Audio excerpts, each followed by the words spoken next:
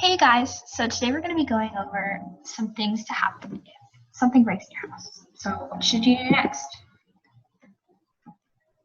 Okay, let's get started. So something broken down in your house, such as your washing machine, your dishwasher, maybe your HVAC unit, your air conditioning. So you might have questions such as who should you call, how long will it take, or is it even worth it to repair? So I'm going to try and hopefully answer all of these questions in this presentation and help you be more informed, prepared for when something does break in your house, if it ever does. Okay, so the first thing, who should you call? So the first thing you always want to do is check to see if your appliance has warranty, because if it does, then you won't have to pay for the cost of repair, which is a good thing in determining if it's worth even repairing.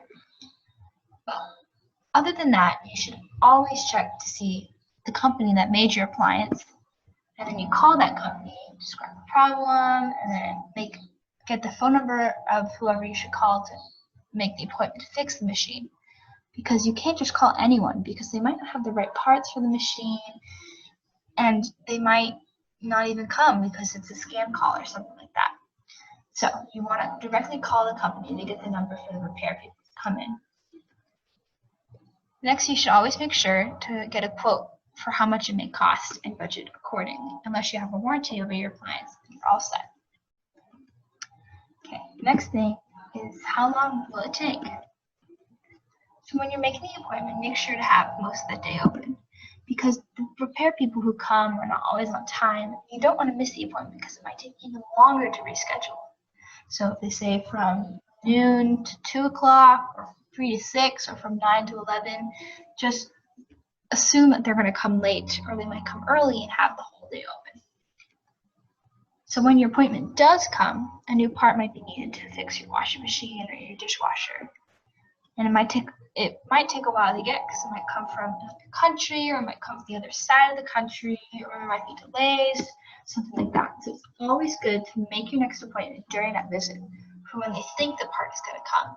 They say, oh, the part's coming in the next week, and you say, okay, I want to make my appointment for next week then. Because sometimes your part might come, but they have all of they're booked up for the next week appointment. So it's always good to make your appointment during that visit, in my experience. Next we have, is it worth it to repair? So sometimes your machine breaks down so many times you don't even know if you should put any more money into it or just buy a new appliance. So it's always good to take into account when you're deciding to call a repairman or go out to the store and buy a new machine. The age of the machine, you just bought it, or if you've had it for a really long time, how expensive the repair might be, if you have a warranty, how much money you have at that minute, and how much a new appliance costs. Because sometimes the repair might be cheaper than buying a new appliance, even though it's really old and you don't have a lot of money, but you don't have enough to buy a new appliance. So using these items will help you make a good decision for what to do about your broken machine. It's also good to note that when you live in an apartment complex, your landlord is normally required to fix most things around your house, like if the water breaks, or your dishwasher, your fridge, something like that. But it might take a while to get done because they have a whole building to run and they have different things to do. So I hope you guys learned something from this video today and prepared to call a repairman by yourself, call the company, or just be prepared for whatever happens around your house when something breaks. So I'd also love it if you guys could take the survey down at the bottom of the video, because it would really help me out with all my future videos and how I've been doing throughout this whole process. So thank you guys so much for tuning in today. I hope to see you again soon. Have a wonderful day.